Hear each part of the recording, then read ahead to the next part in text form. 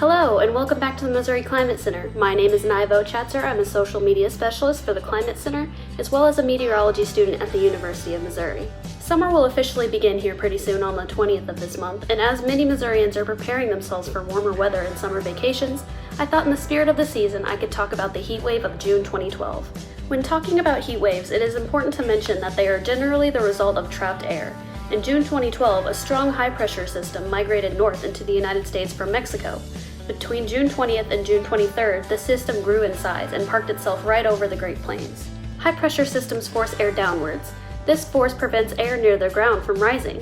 The sinking air acts like a cap, and it traps warm air in place. Without rising air, there was no rain and nothing to prevent the hot air from getting hotter.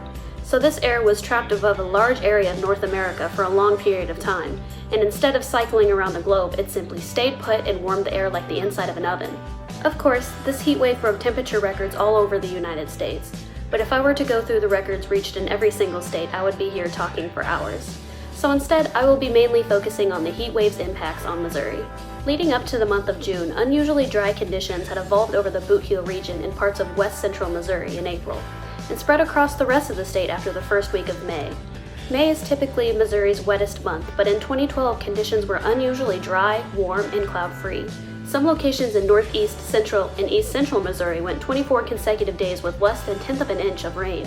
Only a handful of counties reported over 5 inches for the month, which is near average for May. One of the worst droughts in nearly 25 years was impacting Missouri by the end of June, and agricultural crops were feeling the stress from lack of rain and sweltering temperatures. June 2012 was the 6th driest June on record for Missouri, and the driest since 1988. When the heat wave impacted Missouri during the last week of June, the extreme temperatures worsened the already stressful conditions, and many locations reported triple digits in record temperatures. On June 28th, several communities reached an all-time high temperature record for the month of June, including St. Louis with 108 degrees, Columbia with 107 degrees, and both West Plains and Rolla with 106 degrees. Grass fires increased during June, and burn bans were imposed across the state. Towards the end of the month, a forest fire in the Mark Twain National Forest burned 600 acres in Iron County. Hydraulical issues such as dry wells and stream beds and low river levels and rural and urban water restrictions were increasingly common. Even with the burn bans in place, grass fires and forest fires were reported.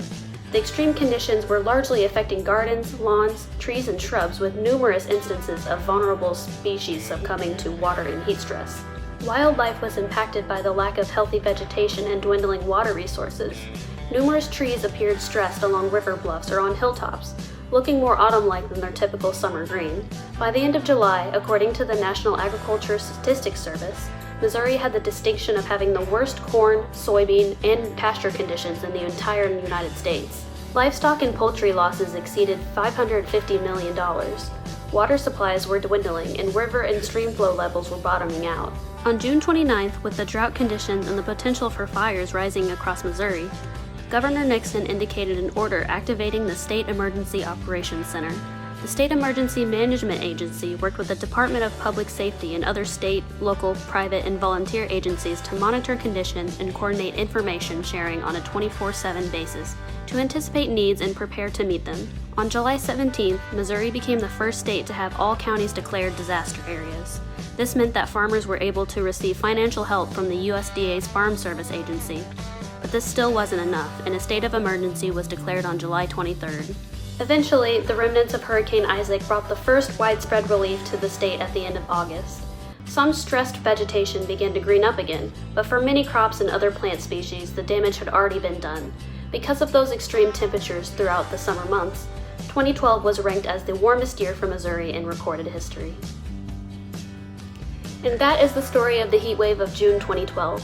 I hope you all learned something new today, and if you want to learn more from us, you can check out our other videos or follow us on our other social media pages. Have a happy June, and thank you for watching.